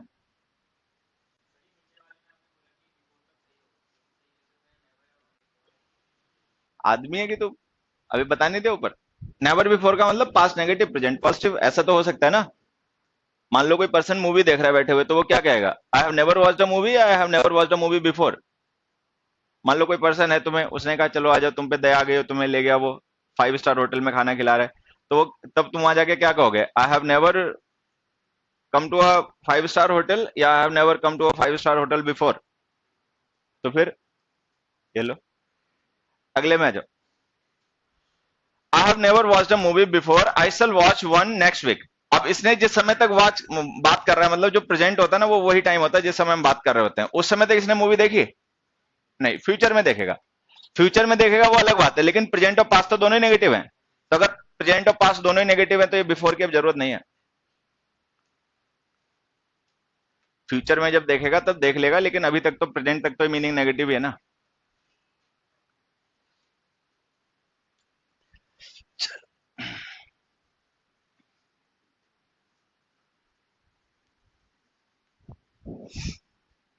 हरि ओम प्रभु।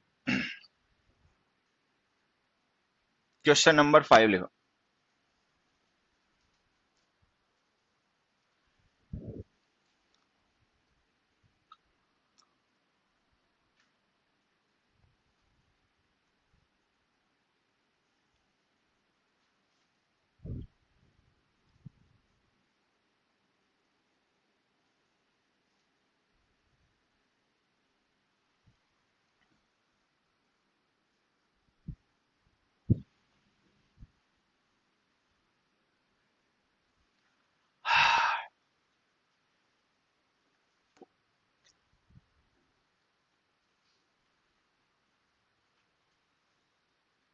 ये सेंटेंस बता, सही है गलत? सही है। अगर हम ये लिखते हैं I have never gone to Shimla before, तो इसका मतलब अब ये पर्सन शिमला जा चुका है या नहीं? जा चुका है।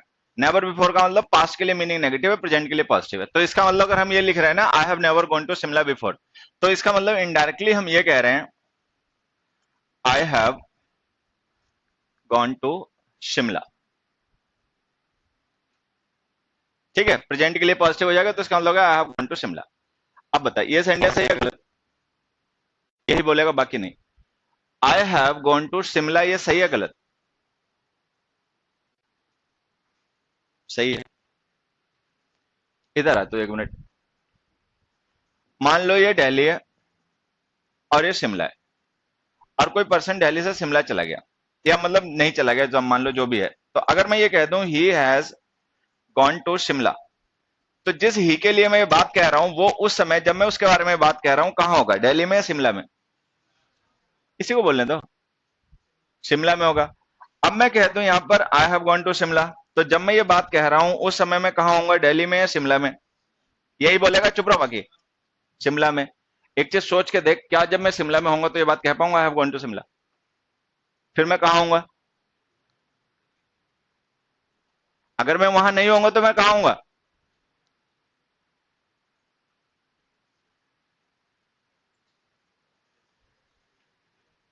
अब देखो उसके दिमाग कट गया। शिमला में होऊंगा तो मैं ये क्यों कहूंगा I have gone to Shimla, मैं ये नहीं कहूंगा I have come to Shimla. अब तुम मुखर्जी नगर आ गए हो, तो घर वाले कोई फोन करके पूछेगा पहुंच गए, तो तुम क्या कहोगे? I have gone to Mukherjee Nagar. Mukherjee Nagar से कहोगे तो क्या कहोगे? I have gone to Mukherjee Nagar, I have come to Mukherjee Nagar.